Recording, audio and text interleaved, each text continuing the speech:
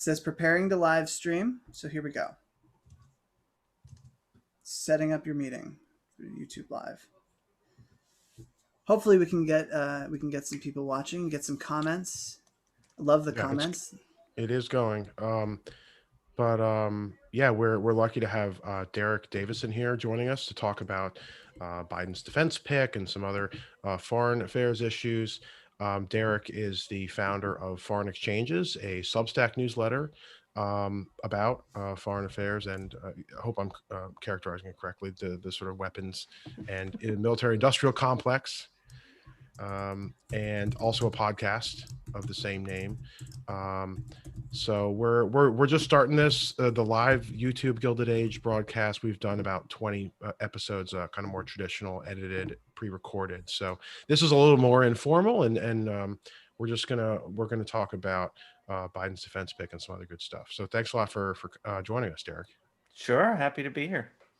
First of all, Excellent. how are you doing? I know with the pandemic, it's make a point of asking everybody how are you holding up. We're fine. I feel almost a little guilty saying that, but we're in pretty good shape. Um, Luckily, my wife's job is very easily doable from home, and of course, I was working from home anyway. School's been a little bit of a challenge for our daughter, but I think she's settled into it fairly well at this point. So Is she we're going okay. into school or doing it remotely? She's doing it remotely. We're in Fairfax County, Virginia. There has been some talk about sort of ramping back up, but I think they put the brakes on that. So Well, that's good. I'm glad to hear that. Um, yeah, everything is it's crazy out there. it's that's the it's somewhat chilling what's happening, and my fiance's company just had two positive cases, one of whom was her direct supervisor. So oh wow. yeah, Oh man. they've been forcing everybody back into the office. That's just nerve wracking. I can't even imagine. Yeah, Uh, it's been fun, especially hearing Governor but Cuomo get up in the news every day and say, "Just wear a mask, people. That's all you need to do." Like yeah, there you the go. caseload might be exploding underneath me, but that's your fault, not mine. It really is. It's been I think a microcosm of uh, a much bigger problem. I don't want to like derail anything here, but the tendency for people in power to try and make everything all about what you can do. Yep.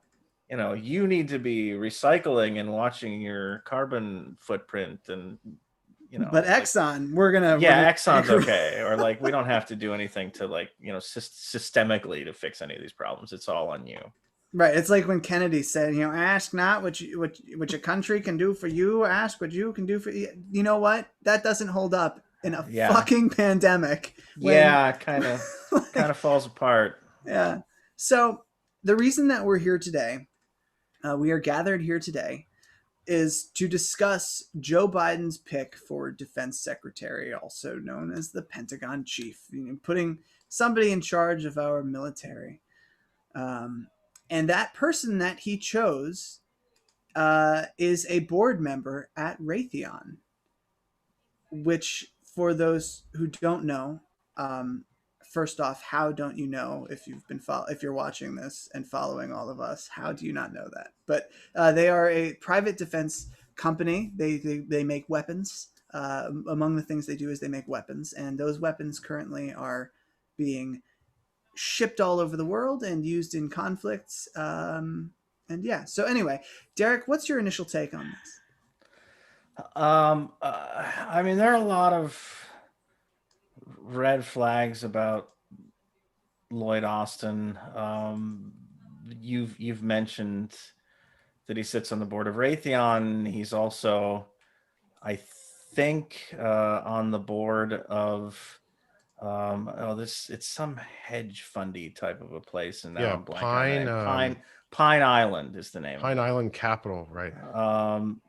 You know, these are not connections that you want to see out of the person who's going to be in charge of the Pentagon if you're interested in reducing the military budget, if you're interested in reducing America's military footprint around the world. I'm somewhat tempered by, my feelings about this are somewhat tempered by the alternative, which was Michelle Flournoy, who has a lot of these same types of connections and is also, by all outward appearances, much more gung ho about sending the military to muck around in foreign countries. So I feel like, Austin is not somebody I would pick. I don't think anybody I would pick as Secretary of Defense could actually get through the screening process for any incoming administration. So who would you pick? Give us a name. If you ideal world. I mean, in an ideal world, I'd probably put somebody like Matt Duss, who's Bernie Sanders' foreign policy advisor. I'd probably have somebody like that.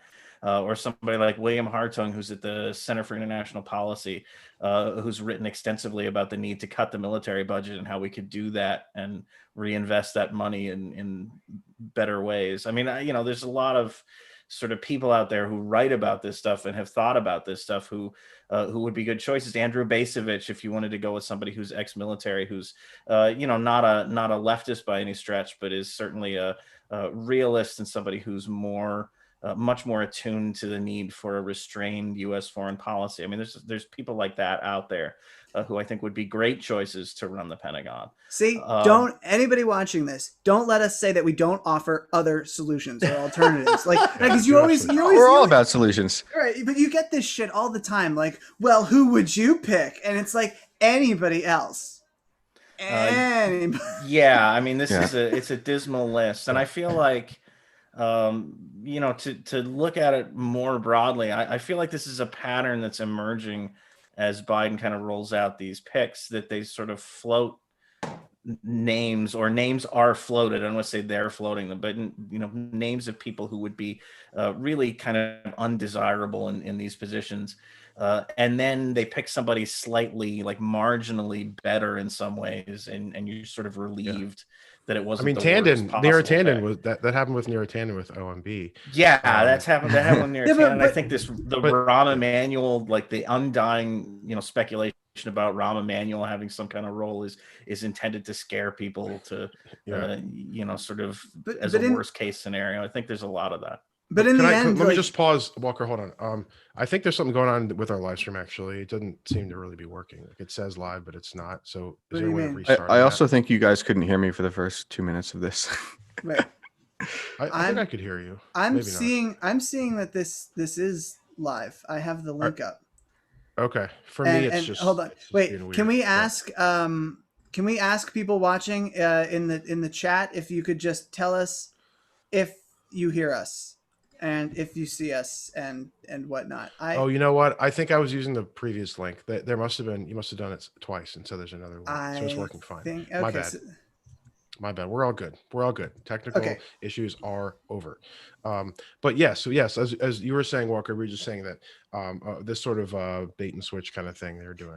But at the end of the day, there really isn't that much of a difference. You find out, like, the whole reason that we were against what's his face? Who was the guy that they were going to put in before Tanden? Like, who got floated?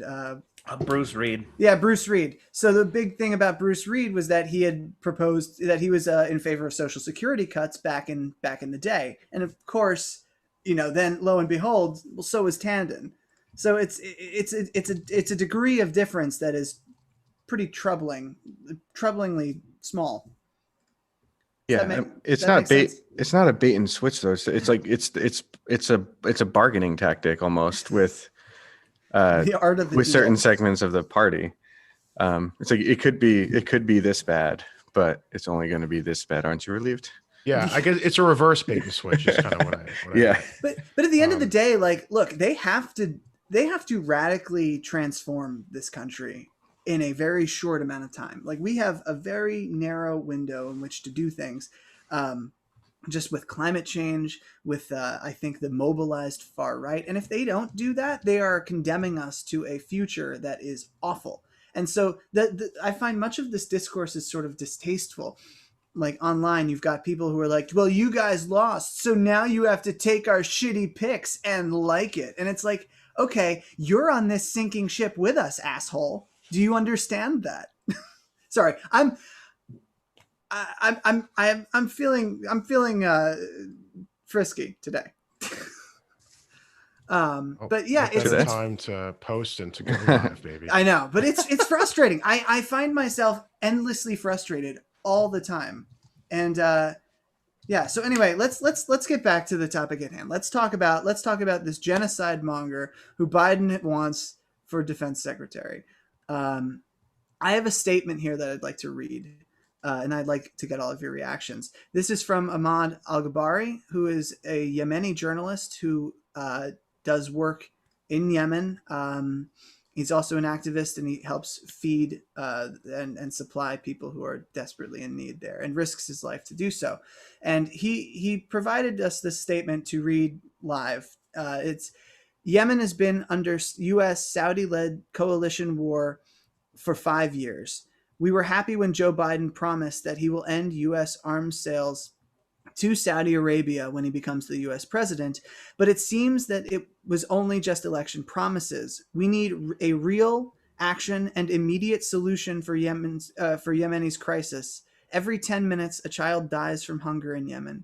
U.S. arms sales are killing Yemeni children. This war must be over. We need peace. We need to raise our children in peace, not war. We hope that the war will be over, and we are waiting for Joe Biden's promise. Thoughts?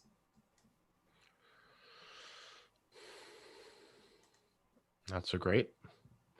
Yeah, I mean, I wrote a piece for Jacobin maybe a week ago or so on Yemen and what Biden is going to do or might do, and I think it's a question of priorities. Like, Yemen is imperiled right now. They're on the verge of really catastrophic famine. People are, millions of people are food insecure and slipping into starvation. Biden said some of the right things on Yemen during the campaign. He said he wanted to get the U.S. out of that conflict, which would almost certainly force the Saudis to stop fighting, or at least pare down their military campaign extensively and pursue peace talks. But there's a question, I think, a very fair question as to whether or not he's going to actually make that a priority once he takes office. And this isn't something where you can say, yeah, we're going to get to that. This is on the list of things to do, 6 months from now.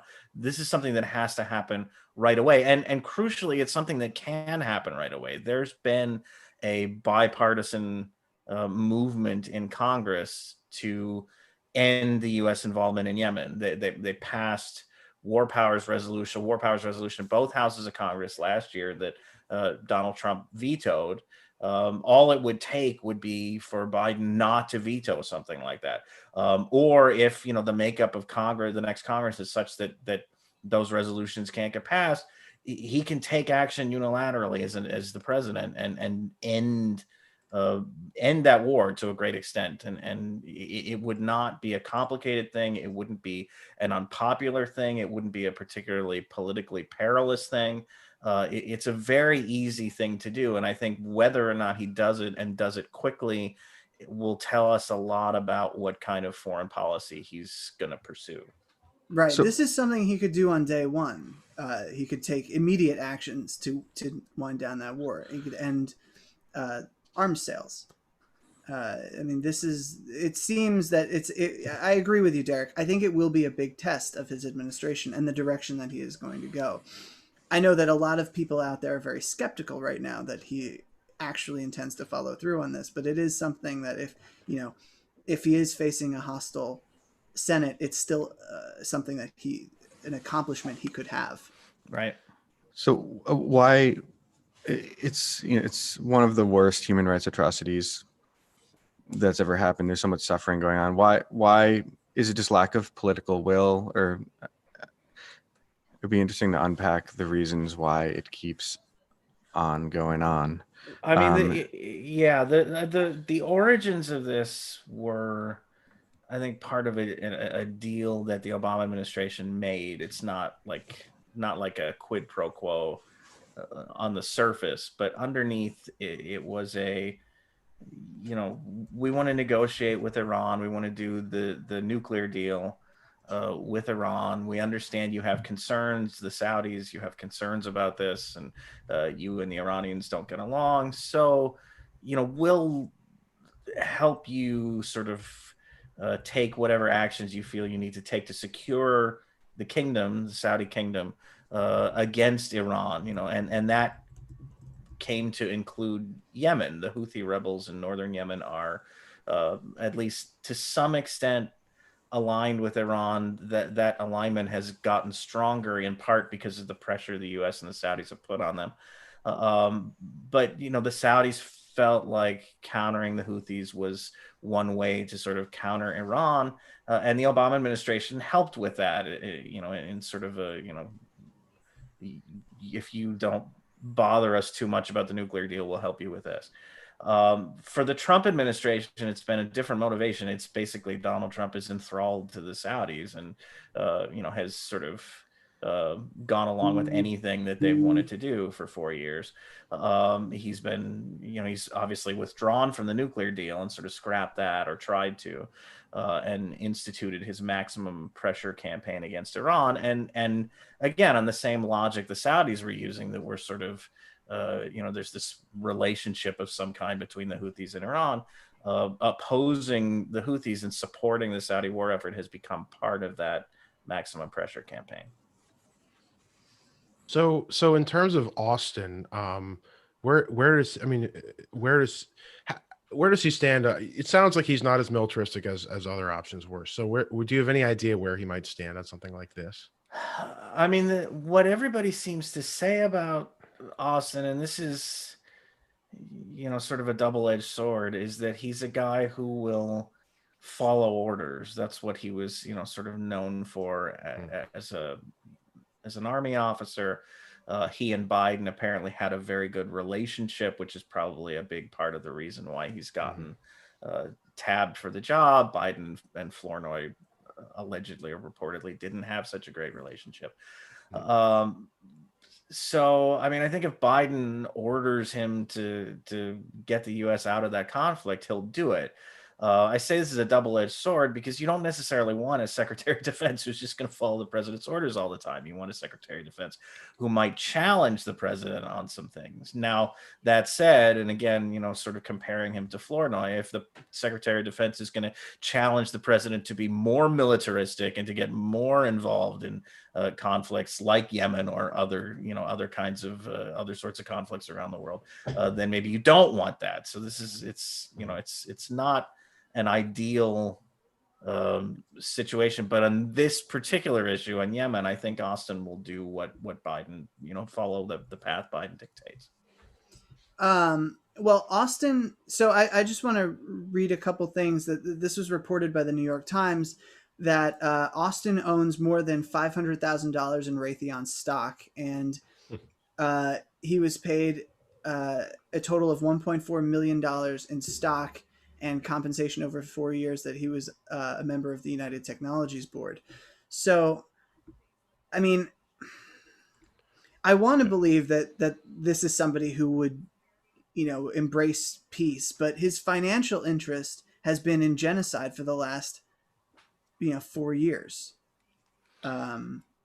So, I mean, does that concern you? He definitely cashed out. He left he left his military position and just cashed out because he joined like 4 or 5 boards, including the couple that we mentioned. But does that raise anybody's red flags? I mean, that to me is a big concern. It's a horrible conflict of interest. Yeah. I mean, it's really not good. But again, I mean, you're sort of operating in a comparison to who else could have had that job, and I think, at the margin, he seems like a sounder pick from the perspective of military restraint. Not a good one, not somebody who's going to advocate for more restraint or advocate for a smaller military budget, but somebody who is going to be less likely to push for the opposite than the alternative. I'm not a fan of this pick, but I don't think there were any good names in the pile. I mean, Jed Johnson was the other one, just as bad as Flournoy in many respects. So it's probably worth mentioning that his Austin's pick would he would have to get a waiver, I believe, from the White House General Counsel from Congress. He would have to get a waiver from Congress because he hasn't been. There's a 7-year period for that you have to be out of active duty military to become Secretary of Defense. Yeah. He'll be the second. I mean, he'll be the third. I think Secretary of Defense. George Marshall was the first way back when. But he'll be the second now in 2 administrations because James Mattis had to get that waiver to take the job under Trump. Very similar situation. That's not a great precedent. You want to emphasize civilian control of the military, and it's not a great precedent to set to have these guys kind of leaving the military and going right into the Secretary of Defense position. That said, again, I mean, there's sort of other considerations there. What kind of Secretary of Defense is this person going to be versus the civilian that you were considering in this case? I hate not to keep going back to Flournoy, but that's who they were supposedly considering. And, I'm not sure she would be any better at preserving the principle behind the idea of civilian control of the military, since this is a person who is, again, sort of very kind of hyper pro-intervention, pro-military. So here's my question then. All of these positions are going to need confirmation by the Senate, and the margins in the Senate are going to be pretty narrow. No matter which party ends up having a majority, it's going to be pretty narrow. People like Bernie Sanders and Markey and maybe even Warren, although Warren has been sort of shitting the bed for a while now. But like there is a small group of voices in the Senate who could be pretty influential if they threaten to block Biden nominees. And I have to wonder, like, obviously you have to pick your battles, but which is this a battle worth picking, where you say, we're not going to let you put a hawk on, and we're not going to let you put some, sludge monster from Raytheon on? I mean, there's a couple of ways to approach that. There's obviously the question of the waiver, and then there's the question of confirming him. In this case, you have 2 different things that have to happen in Congress. As far as I know, there've been a couple of senators who have suggested they would not be inclined to vote for the waiver. I don't think there's going to be enough to stop that from happening. I think Richard Blumenthal was one. Sanders, as far as Sanders, I'm pretty sure has said he would be open to the waiver. He doesn't have an issue with that. That principle, again, if you feel very strongly about the principle, and it's a good principle, I'm not going to argue against that. That might be a battle worth trying to fight. But do I think I think certainly, kind of refusing to vote for Austin could be a way to kind of send a message or to make a statement, but I don't think he's the kind of pick who's going to be a marginal pick. Like, I mean, I don't see him as being the guy who's going to win a 51-49 vote. I think you'll get enough Republicans, given his background, to come on board that even if a couple of Democrats on the left of the caucus oppose him, I don't see them being able to block him.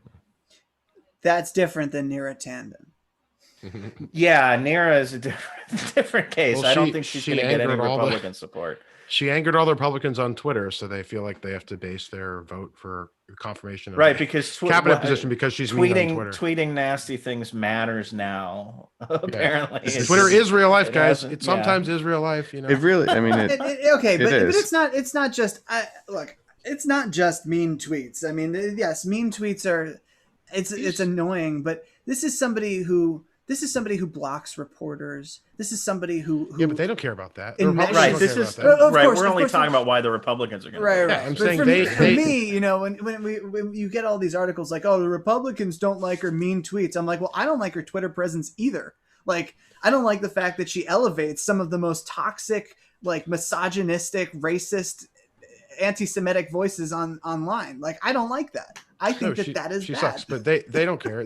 They probably, I'm sure they don't mind that, she suggested cutting Social Security 8 years ago. So, but everyone was doing it. Yeah, but I want to. We gotta. There's some questions that would be nice to touch on if we can kind of shift a little bit. Maybe Derek can also talk about this. Yeah, I didn't read. I saw a headline today that there's a UAE deal, I guess weapons deal, that Kristen Sinema and Mark Kelly, who's now the new Democratic senator from Arizona, just got elected and was sworn in early. Both voted for. They crossed party lines. Do you know anything about that, Derek? Well, this is the sale of F-35s and some drones, some advanced military, like a package of advanced military tech that the administration is selling to the UAE primarily as a thank you for normalizing relations with Israel, the quote unquote Abraham Accords. Yeah, I mean, this is sort of a quid pro quo, and basically just kind of very blatantly so that the Emiratis supposedly, now I don't think they're saying this openly, but the Emiratis, very literally said to the administration, if you sell us F-35s and some of this other stuff, we will normalize diplomatic relations with Israel and give you this foreign policy win. It's certainly very seedy. It's not good. I mean, you're selling weapons to a very bad actor, a country that has been a destabilizing force in the region, that has participated heavily in the Yemen war, that has participated in expanding and prolonging the civil war in Libya. This is not a good actor that you're selling these weapons to. These deals are typically more about cementing a relationship than they are about the weapons themselves, and I think that's the case here as well. Like, you're not going to see UAE pilots and F-35s dominating the skies of the Persian Gulf. This is about sort of locking the US and the UAE into a relationship financially, in terms of maintaining the planes, in terms of, continuing to kind of have a presence. And for both sides, there's a benefit there. Obviously, the money comes from the UAE to the US, and for the UAE, you get to sort of expand the defense umbrella that they're under. But it is worth pointing out that these weapons and munitions will find their way into countries like Yemen. I mean, it's yeah. I mean, of course they'll be used. I mean, the UAE isn't active directly in Yemen anymore. They're sort of pulled back. They're supporting the southern separatist movement, but they'll be used somewhere. I mean, the Emiratis aren't building up a military, which they've been doing for several years now. They're not investing this much money in their military to not be a player in these kinds of situations. It's interesting that Mark Kelly did it. I don't know much about him, but I mean, I don't think most people do. Like, he was a Democrat running against incumbent Republican, so it's better when a Democrat does it. Go Mark Kelly. But I mean, Kristen Sinema is very predictable. She's, besides Joe Manchin, she's probably the most conservative senator on the Democratic side. She weirdly was a Green Party member a long time ago, an activist, and kind of just like had a complete 180, and now she's a right-wing Democrat. So that's unsurprising. I guess Kelly is probably going to be in that camp of conservative Dems. I mean, Roseanne Barr ran for the Green Party presidential nomination back in the day, and now she's like a Trump supporter. Wow. Okay. Yeah, I mean, there might be a little like horseshoe theory kind of thing going on, but I don't know. The Kelly thing's just interesting because, I mean, I guess he's a NASA guy. He's a spaceman. So well, I guess we know now what to expect. His space station Instagram. Right. Yeah. He's that guy. Cool. Gabby Gifford. I assume he must have a military background then. He probably flew jets or something. Yeah. So yeah, I mean, I think you can probably expect him to be on the conservative end of the party.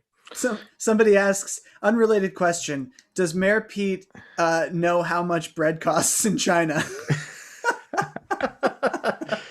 I actually tweeted. I had it's a tweet. Gonna go up, I bet. Yeah. It gets over there. That's amazing. I Oh had my a similar God. tweet because yeah, for folks who don't know, it looks like he's going to be nominated as the ambassador to China. Biden's I don't know ambassador who to I China. feel worse for, the U.S. or China. Yeah. In this situation, like Oh my that's God. exactly what we need to give to China. Well, we've got a trade deficit, so let's make it up in smarm. Let's just send over as much smarm as possible. Well, it's just interesting. I mean, usually ambassadorships are given to major campaign donors, so it's not that type of corruption. It No, does it's just just reward for tanking Sanders.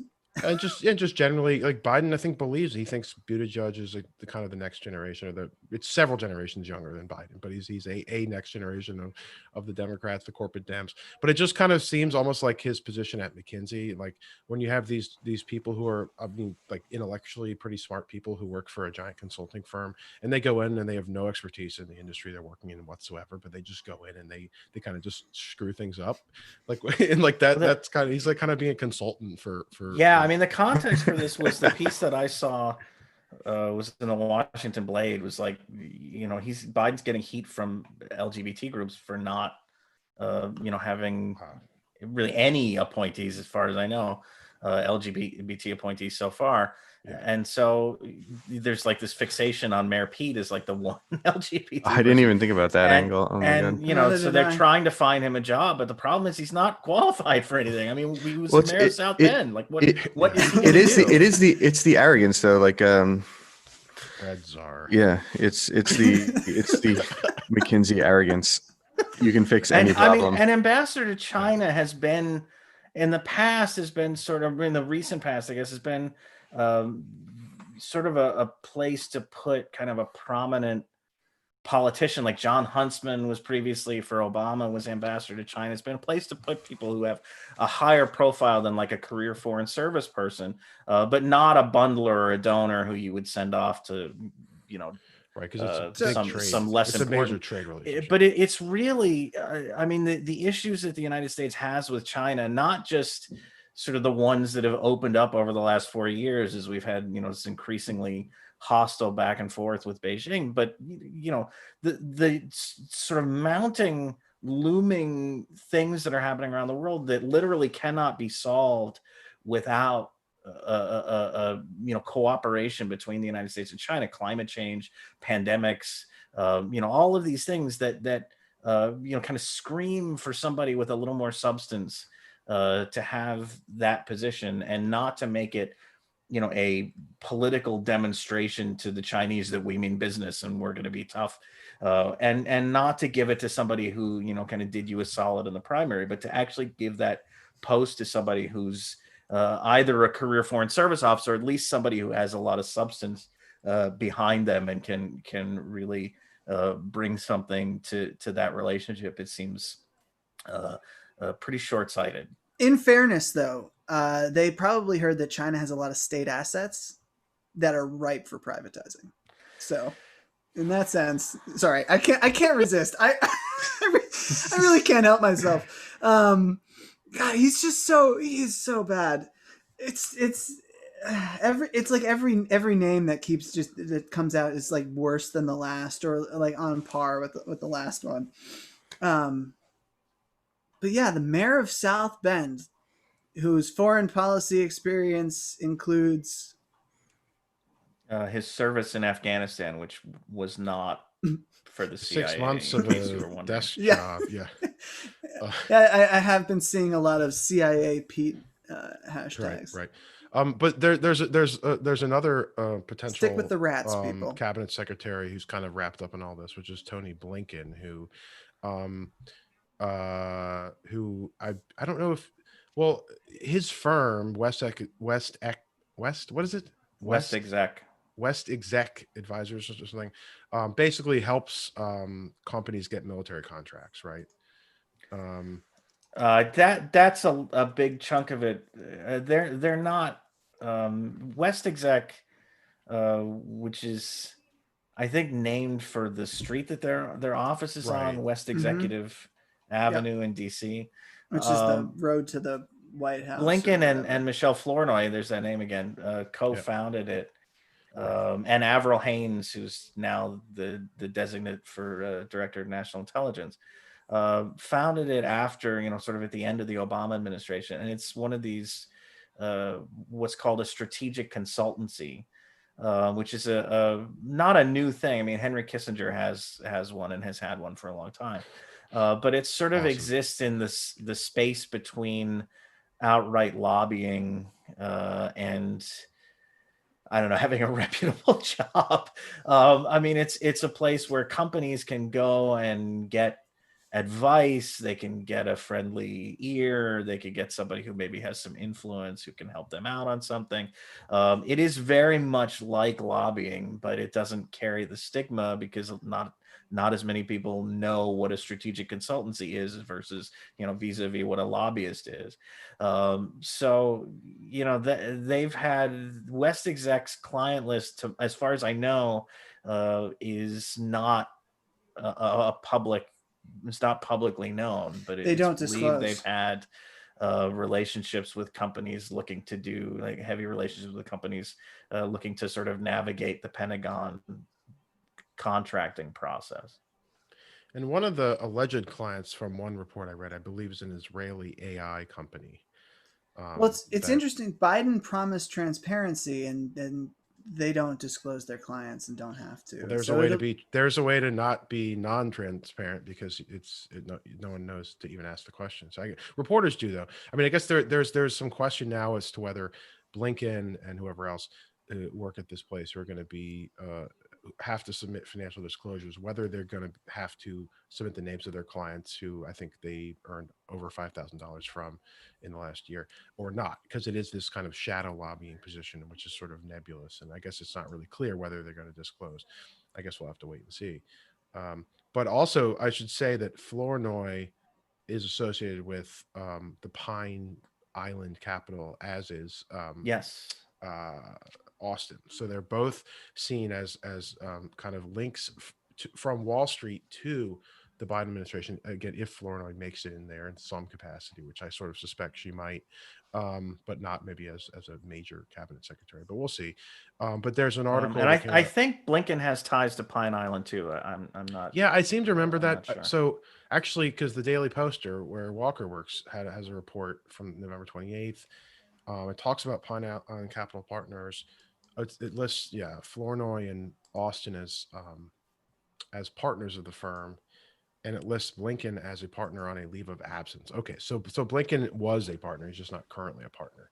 And then apparently, according to CNBC today, they reported that Wall Street is they have what's called a SPAC, I guess, which is something I just learned about today. It's kind of like a quasi political action committee that helps. What does it do exactly? I think it helps put. Let me look this up here. One moment. Stand by. Yeah, I'm just there. Okay, it's a shell company. A SPAC is a shell company with no actual commercial operations and is often created solely for raising capital to help a company go public without going through traditional IPO process. Okay, so it's just some weird shell company that allows them to raise money in, I guess, like easier manner than other ways. So there's this SPAC that is affiliated with Pine Capital, and apparently they're getting a surge of support from Wall Street after offering access to the incoming administration because their affiliations with Blinken and Flournoy and Austin. So there's some more swampy stuff. A little, I mean, not surprising, but just a little disappointing given that we're coming out of like the swampiest administration in recent memory. And Biden's just doing more of it, which is, well, it does. It certainly lends credence to this notion that Trump spoke to a lot of concerns that people had, and not all of them good concerns. But this one does seem to be legitimate. That there is this Washington blob or swamp or whatever you want to call it that people just come out of and glom up to and advance, and it's been a pretty eye-opening process. I think there's a list that Kenneth Vogel did of Biden's cabinet. It's a running thread. Like Ronald Klain is a venture capital executive. Steve Ricchetti is a former pharmaceutical and insurance lobbyist. Cedric Richmond is a top Democratic recipient of big oil money. Jennifer O'Malley Dillon is the co-founder of a firm that represents pharmaceuticals and private equity. Blinken, like it just goes on and on and on, and it's really like you have to wonder what we're going to get in terms of policy out of an administration that is so enmeshed with corporate interests. It's just they say, you know, these are the people that know the most about these subjects because they've worked in it their whole lives. I mean, I remember that argument with Geithner when Geithner got appointed with Obama. But it speaks to the broader just MO of Washington in general. It's inseparable from corporate America. Mark was one of the few college kids at our school who was paying attention to Timothy Geithner. Well, I was an econ major at the time.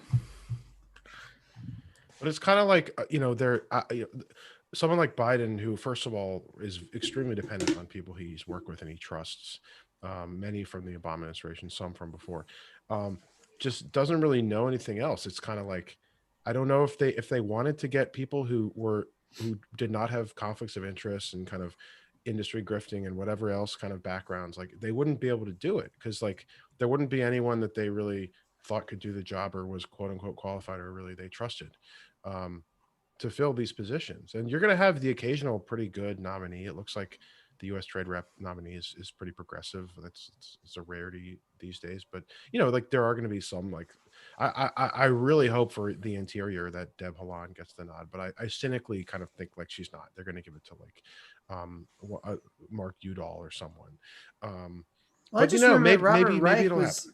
Robert Reich was labor secretary under Bill Clinton. That didn't make Bill Clinton's administration progressive in any way. But Reich was not. Reich has become a lot more left wing as over time. I think I'm not saying he was like Robert Rubin or someone, but he's become more left wing over time, seeing what happened and seeing the failures of the Clinton administration.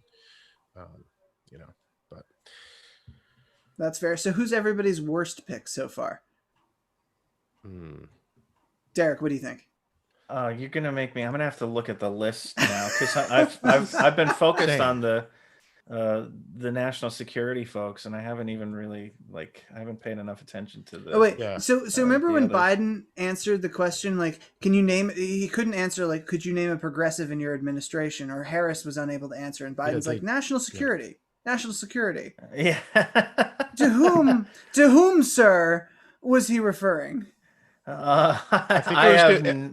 I think he was referring to the nominee for Homeland Security, who is a guy who checks off a couple identity politics boxes. But I mean, he's a former official with, I think, USCIS, the Center for Immigration Services, which is part of Homeland Security. And I mean, I honestly wasn't following that, over more than 4 years ago, so I'm not exactly sure.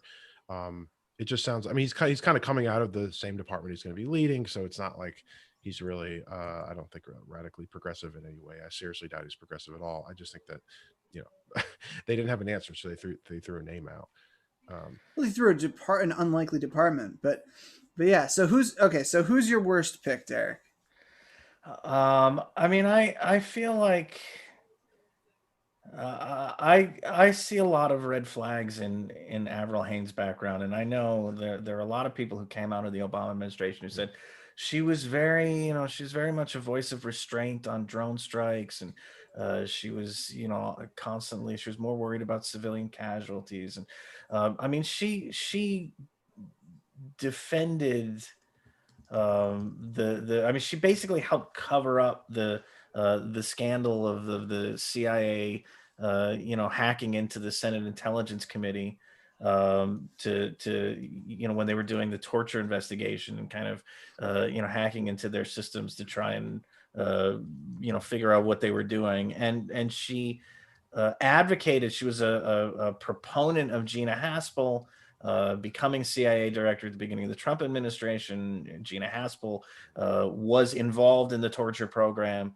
The things that I hear about Haynes in terms of her so-called restraint on drones are the kinds of things that you tend to get out of democratic national security types who don't oppose the drone program on principle and don't really have that big a problem with civilian casualties. What they want is for the process to be sound, or whatever meets their definition of sound, and that's sort of putting a cherry on a shit sundae. So I don't really delicious. yeah, I mean, I don't really find that to be a point in her favor, a strong point in her favor. Is she going to be better than I don't even remember the name of the hack that Trump has in there now. Is she going to be better than that? Probably. What's Haynes nominated for? Director of National Intelligence. Oh, for DNI. Yeah, and it wasn't just that she kind of was sort of happy with generally like the idea of the drones under Obama, but she created the legal justification for the drone attacks, right? I mean, she, under the guise of kind of cleaning them up. Yeah, I mean, she was involved, I think, in helping to. There was like a second term shift to some extent in drone policy under the Obama administration that was more restrained. I mean, I don't want to belittle that. They were more restrained about it in their second term, but it's there's a refusal to ask some uncomfortable questions about whether this is something that should exist at all, and what right the United States has to engage in these kinds of things. That this is not somebody who's asking those questions. She's operating from the perspective of sort of assumed that the United States should be entitled to do this. Now, how do we create a system that is at the most justifiable? And I think not even on a moral level, in terms of a sort of legality, how can we assure people that we're doing the right thing for public relations purposes, that kind of thing. Well, that's awfully troubling. Yeah, I mean, and again, I don't, there are worse people. You could have Michael Flynn in that job or something, and somebody who's just totally kind of off the wall, kind of let's kill everybody. But I think it's unfortunate that we're still sort of refusing to have a real discussion about the nature of that program in particular, which is deeply sort of symptomatic, or is a symptom of I think the off the rails militarization of U.S. foreign policy in the last 20 years.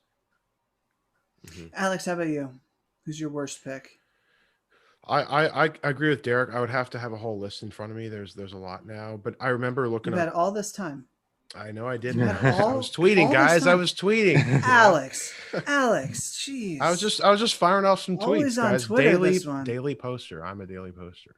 Oh God. But no. I was trying to get more people to get on the live stream. But I mean, I think it's kind of a two. It's like there's the most. There's like the most villainous. There's like the most villainous one, and then there's like the actual worst one in terms of like what they would do. I mean, the most villainous one to me is definitely Neera Tanden. I mean, she's been a enemy of the left. She's tried to cut social programs. She literally my first tweet, of course, posting when she was floated as the name for OMB was, I remembered in 2017, the day of the second day of the Unite the Right rally in Charlottesville, when that white nationalist fucker ran over Heather Heyer and killed her. That was the day that Tanden tweeted, okay, but what about the alt left who are joining with the alt right?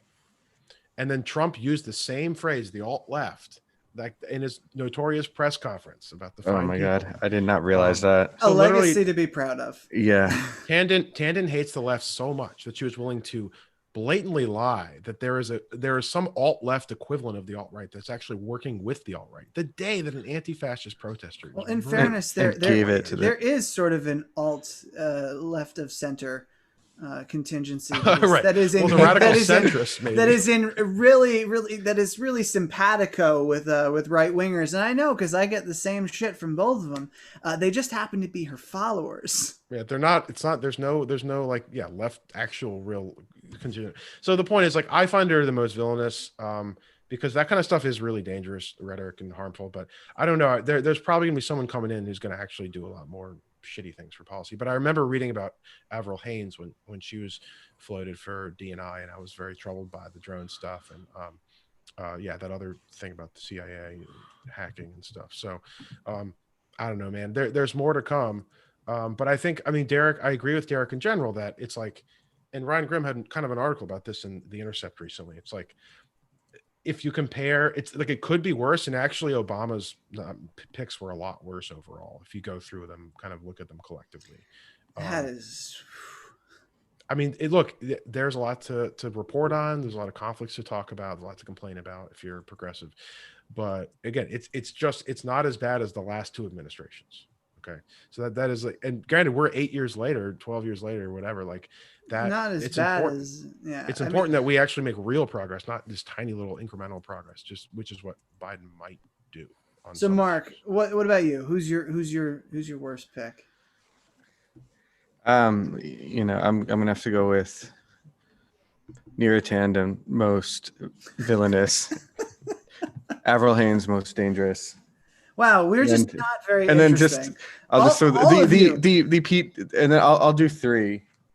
Derek, you're a trendsetter. I'll put Buttigieg as the most annoying. There's still a lot of picks that need to be made. So yeah, that's what I'm saying. There's more. There's still a lot of picks to come. There's plenty of potential for things to get worse. I mean, I think Tanden is in a position to do a lot of damage. The OMB director is really a powerful position, kind of behind the scenes, and she could be very, very bad in that role. I was in leftists, at least. I was in an argument with this guy from the LA Times, this opinion writer who wrote this thing like, Neera is not coming for your Social Security. Joe Biden is not really coming for your Social Security. And you should know because I am super important and I know Social Security. And he's like, to say that she supported cuts to the program is disingenuous because if you read the plan, cuts are offset. So I did. I mean, for my report, I had to read this plan, or as much of it as you need to get the ideas down and whatever. Anyway, and of course it's bullshit. The plan did not offset all of the cuts that people were warning of. But like, I think she is uniquely dangerous. I think that the question isn't, does Neera Tanden want to cut Social Security actively right now? The answer is probably no. There are no stakes involved. It makes sense for a Democratic leaning group right now to be rah, rah, rah, Social Security, keep it, don't change the program, don't do anything. But when there were stakes for cap back in 2010 to 2013, when the Obama administration was saying we are willing to make this negotiation, who's with us, at that moment it mattered, and Cap came out and said, yeah, we can work the chain CPI in, we can make those cuts, and we'll offset it at 85, which average life expectancy is not 85. And yeah, so yeah, I agree. Tanden is in a bad position. For me though, the worst pick, I got to give it to Pete Buttigieg. All the same answers. If he gets picked, he hasn't officially gotten picked yet. So officially picked Austin, because I'm sorry, I know it could be worse, but the man literally makes his money on murder, and it is a soulless, maybe it's a soulless position, defense secretary, but he is a uniquely soulless individual, and Raytheon is a uniquely soulless company. And I have seen too many photos and videos of children with their heads canoed from Yemen to give him a pass. It is unacceptable that this would be a pick of Biden's, that anybody with any involvement in one of those companies. I agree with you. I think Matt Duss would have been a great choice, but almost anybody slightly to the left who's not making money on mass murder. That stuff is very normal, and I mean it's horrible. It's horrific. It doesn't. I'm just saying, like, when you say he's uniquely, it's like it's actually not unique, right? Like that. This grifting is like very commonplace. It's sure, but I mean for cabinet picks right now, among Biden's cabinet picks, like this guy is uniquely bad. because of the fact that he is profiteering off of this. No, of course, these ghouls are a dime a dozen. You reach your hand in the in the black hole that is DC, you'll come out with basically you'll come out elbow deep, covered in sludge and slime, and that is that are people with interests in defense. It's hard to argue. It's hard to argue that someone who's profiting off of the Yemen genocide is not the worst pick right now. I have to celebrated on CNBC like every other day. Yeah, I mean, look, it's amazing our ability to disconnect from it, but that's not too rough.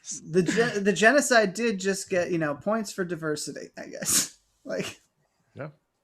Well, that was the first article I saw. It was an article that said he'd be the first Black defense secretary in history, and this was the beginning, so it didn't like mention it wasn't reporting on his ties to other businesses. It was just like a very kind of normal article without any real digging, but like, of course, that's the first takeaway, right?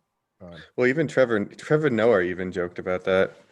Oh yeah, it's become anyway. But other than that, yes, Pete Buttigieg, hands down. Just he's not going anywhere. Most annoying. I know, but most annoying. I'm sorry, but his entire appeal is being that kid from the dinner party who impressed all your parents' friends. You're gonna be hearing about him for the next 40 years, Walker. So get used to it. Oh my gosh, he's never going away. Oh, you had an article that came out today. Well, do you know what little Pete is doing? Pete is, but it will be kind of hilarious. I mean, and aggravating, but hilarious to listen to just the saccharine, like, meaningless statement he's going to issue, because like he, I mean, if you've listened to him talk, like, he doesn't actually say anything, especially like the ads and stuff. It says even less. Like, with the pre-written stuff is even worse. So when he's gonna be, if he does become the U.S. ambassador to China, like, he'll be the public face of that relationship on our side, and just the amount of just completely saccharine, cheesy, meaningless statements is going to be amazing. Well, I'm gonna need to carry an EpiPen at all times to because I am highly allergic to smarm. It's just the cadence. He tries to talk like Obama, and I didn't realize it at first. It took me a little while, and now I can't hear him just imitating the Obama you can't cadence. Not hear it once you kind of clue into that. Well, in 2004, he's been studying Obama since 2004 when Obama gave the DNC speech, and that really elevated his platform. Like, Buttigieg was watching that, and he was like, he just studied that meticulously. Vicious guy. Oh my God. And the whole privatize the post office thing, everything about him is just like this. But you know what? I will say, we look at Buttigieg and I think he's terrible, but I also, I don't want to be unfair here. He is part of a class, Joe Kennedy, Beto O'Rourke, yeah, there's a meme they all learned from Obama, I think. All of them. Kamala's part of that too. There's this crowd of people that have no core convictions about anything. Well, and they masquerade it as speaking to everyone. As right. Well, it's branding. I mean, that's what it is. Coors Light, their messaging is cold because they can't stand for anything else, because they need to appeal to 300 million people. That's good. I'll remember towards the end. We'll clip that. That's great. Cool. Well, what do you? But that's what these politicians. That's what they do.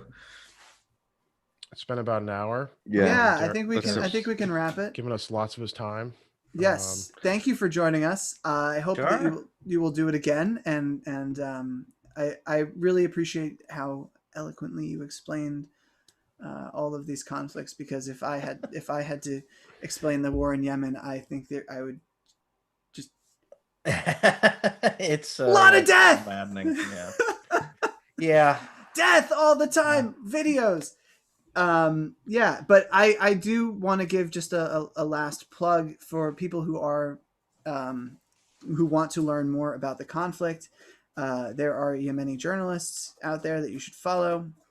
Ahmad Al-Ghabari as one of them.